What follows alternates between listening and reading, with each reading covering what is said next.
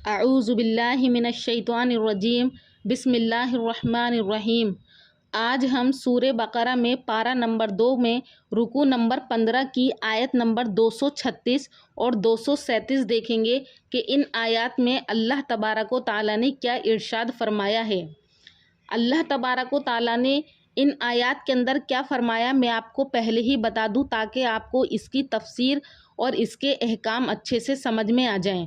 ان آیات کے اندر اللہ تبارک و تعالیٰ نے طلاق قبل الدخول کے بارے میں بیان فرمایا ہے کہ اگر کسی شخص نے اپنی عورت کو طلاق دی اس حال میں کہ اس نے اپنی عورت کو چھوا تک نہ ہو، تو ایسی صورت میں اگر وہ اپنی عورت کو طلاق دے تو اس کی کیا صورت ہے۔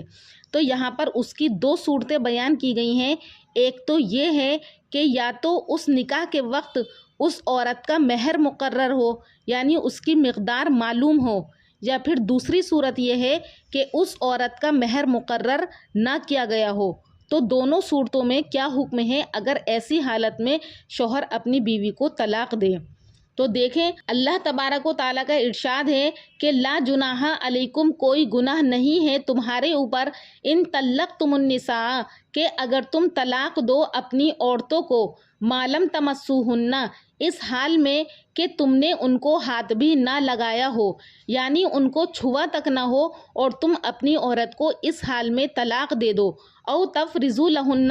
نہ ہی تو چھوا ہو اور نہ ہی تم نے مقرر کیا ہو لہن، ان کے لیے، فریضتاً، کچھ مہر مقرر کیا ہو۔ تو ایسی صورت میں کیا حکم ہے کہ اللہ تعالیٰ کا ارشاد ہے وَمَتِّعُوهُنَّ، کہ تم ان کو کچھ خرچہ دے دو، ہے نا، کہ اگر نہ ہی تو تم نے ان کا مہر مقرر کیا ہے، نہ ہی تم نے ان کو چھوا ہے اور تم ان کو طلاق دے رہے ہو، تو پہلی صورت یہ ہے کہ مَتِّعُوهُنَّ، کہ تم ان کو کیا ہے، خرچہ دے دو۔ اب کیسا خرچہ دینا ہے؟ عَلَى الْمُوسِعِ قَدَرُهُ، تو مالدار پر اس کی وسعت کے مطابق ہے، وَعَلَى الْمُقْتِرِ قَدَرُهُ، اور غریب پر کیا ہے، اس کی تنگی کے موافق ہے، یعنی جو جیسی حیثیت رکھتا ہے وہ اس کے موافق اس کو خرچہ دے دے، متاعًا بالمعروف، اور جو بھی خرچہ دے بالمعروف وہ دستور کے موافق ہو، حقاً علی المحسنین، اور یہ خرچہ دینا لازم ہے علی المحسنین، نیکی کرنے والے لوگوں پر۔ آئی بات سمجھ میں کہ اگر پہلی صورت یہ ہے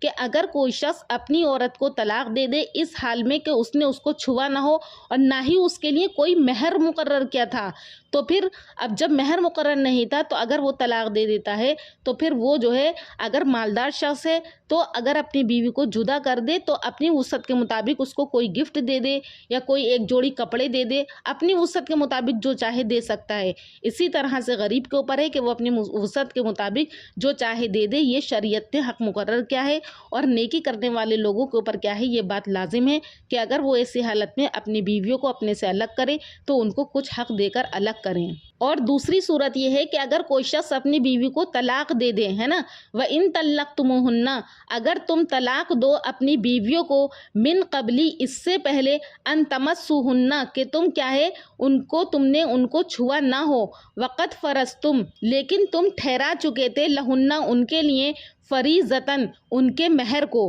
پہلی صورت میں کیا ہے، مہر بھی مقرر نہیں کیا تھا، لیکن دوسری صورت یہ ہے کہ اگر تم نے ان کو چھوا نہیں ہے لیکن تم نے ان کے لیے مہر مقرر کر دیا تھا، ایسی حالت میں تم طلاق دو تو اس کا حکم یہ ہے فنصف، تو عورت کے لیے کیا ہے، وہ آدھا مہر ہے، ما فرضتم، جو کہ تم نے مقرر کیا ہے، الا، مگر یہ کہ ان یعفونا، کہ وہ عورت کیا ہے اس کو اپنی طریقے سے معاف کر دے، او یعفو الذی، یا اس کو معاف کر دے وہ شخص، یعنی اس سے مراد شوہر ہے، بیدہ، جس کے ہاتھ میں عقدۃ النکاح، نکاح کی کیا ہے، ڈور ہے، اگر وہ شخص معاف کر دے تو اس کے لیے ہے، وَأَن تَعْفُوا، اور اگر تم درگزر کر دو گے، یعنی شوہروں سے کہا جا رہا ہے اگر تم درگزر کرو گے، اقرب للتقوی، تو یہ کیا ہے تمہارے لیے تقوی کے زیادہ قریب ہے، یعنی پرہیزگاری ہے یہ تمہارے لیے، ولا تنسوا الفضل بینکم، اور نہ بھلا دو احسان کرنا تم آپس میں، ان اللہ بما تعملون بصیر، بے شک اللہ تعالیٰ جو کچھ تم کرتے ہو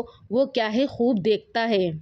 تو اس آیت میں دوسری صورت یہ بیان کی گئی ہے کہ وہ عورتیں اپنا نصف بھی معاف کر دیں، یعنی جب طلاق دینے کے بعد شوہر نے عورت کا مہر مقرر کر دیا تھا تو اب اس کے اوپر کیا ہے، آدھا مہر ہے، تو اب یہ عورت کے اوپر ہے کہ وہ عورتیں اپنا نصف بھی معاف کر دیں، تو اس صورت میں نصف بھی واجب نہیں رہے گا۔ اور دوسری صورت یہ ہے کہ وہ شخص رعایت کر دے جس کے ہاتھ میں نکاح کا تعلق رکھنا اور توڑنا ہے، یعنی خاوند پورا مہر ہی اس کو دے دے، تو اس صورت میں خاوند کی مرضی سے پورا ہی مہر ادا کرنا ہوگا۔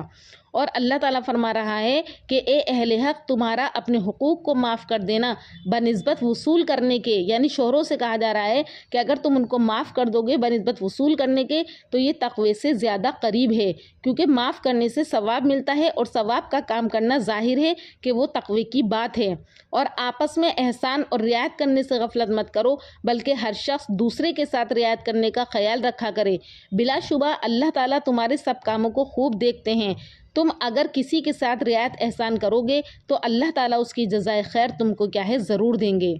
امید کرتی ہوں کہ آپ کو ان دونوں آیات میں دو صورتوں کو بیان کیا گیا ہے کہ اچھے سے سمجھ میں آ گئی ہوں گی۔ اگر سمجھ میں نہیں آئی ہوں تو کامنٹ سیکشن میں اپنی رائے کا اظہار کریں۔ انشاءاللہ پھر ملاقات کروں گی اگلی ویڈیو میں دوسرے رکوع کے ساتھ، تب تک کے لیے اللہ حافظ۔